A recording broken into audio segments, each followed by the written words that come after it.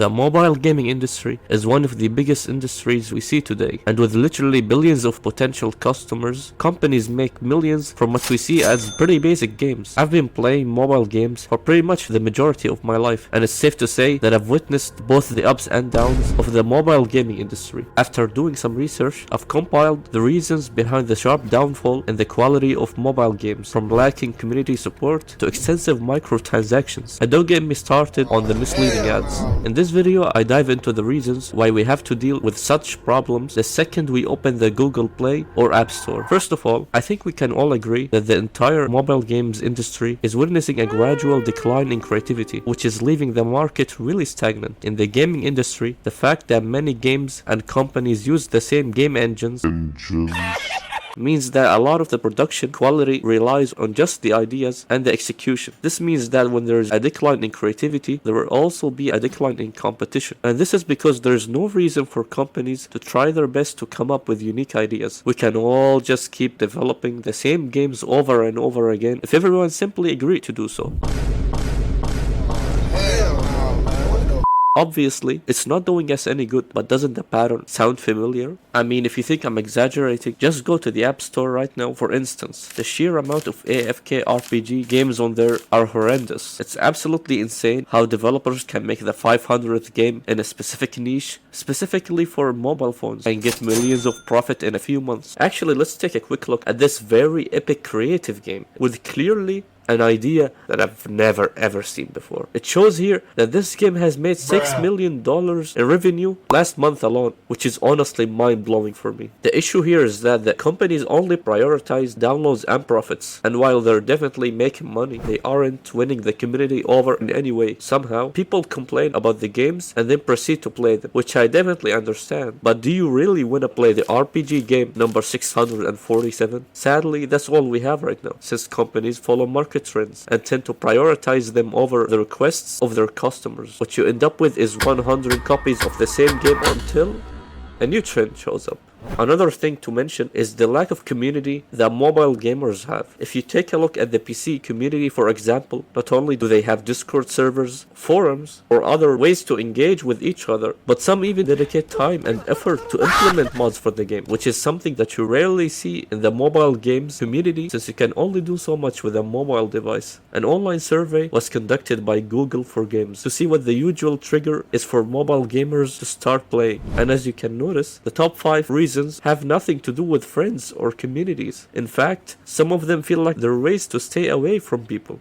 Now, the lack of communities in mobile games is a huge hurdle in my opinion, and this is due to the fact that games can get less interesting pretty quickly if you don't have others to engage with and talk with about the game that you're enjoying so much. However, this does kind of make sense due to the nature of most mobile games. If you go to the store, you're gonna notice that most of them are actually really easy to pick up, which isn't a bad thing of course, but it kinda reduces the need for having a community since the games lack any difficulty, competition, challenge, or even continuity. You're less likely to find the need to inquire about the game. Unlike PC games, most mobile games are easy to learn and easy to master, and are meant to be played on the go. You've noticed that I've yet to address the elephant in the room, right? Microtransactions. Microtransactions in mobile games are beyond ridiculous at this point, man. I mean, seriously, how many well-known mobile games can you name that are free of them? Nearly none, am I right?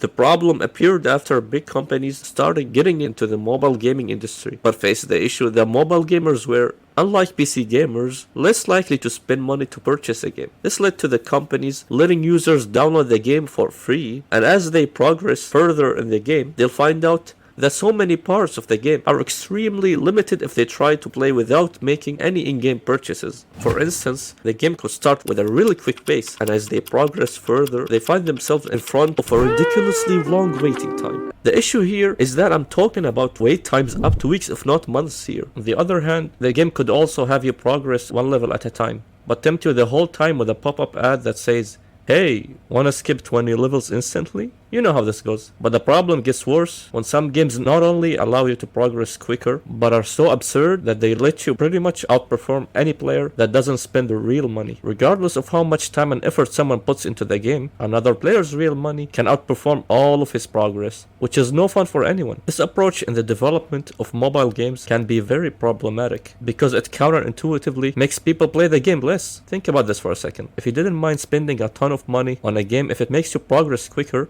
ultimately speaking, you're gonna be playing the game way less than someone who's progressing normally. In fact, I honestly think that sometimes the process of grinding your way through can easily feel more fun than skipping your way to the end and going, okay, now what? Last but not least, the misleading pop-up ads. I remember when I used to fall for them and expect the game to match the gameplay on the ad just to try it out and become absolutely disappointed with how the game has nothing to do with the ad whatsoever.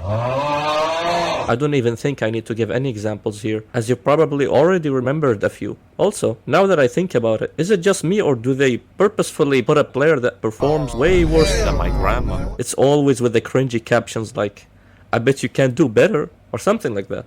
Now I know that this sort of advertisement might work for kids, but like, how about maybe you just put a normal ad showcasing the game? I mean, come on, all of the other platforms have this as the norm. Regular ads that showcase how the game actually is, and that's it. No clickbaiting, no cheap baits, no nothing. And it works like a charm. Millions of people see those ads and they download the game, and they spend lots of money on them. Now to recap, generally speaking, while I do think that the current state of mobile games leaves a lot to be desired, I don't completely put the blame on the developers, to be fair. After all, the mobile games market is unique and the player base is almost completely different compared to the one on PC or console, for example. Personally, I think the mobile games industry has done wonders in attracting people that would have never picked up gaming had they not been provided with the opportunity to play them from the comfort of their phones. If you reached till the end, you're awesome and I can't thank you enough. Have a good one.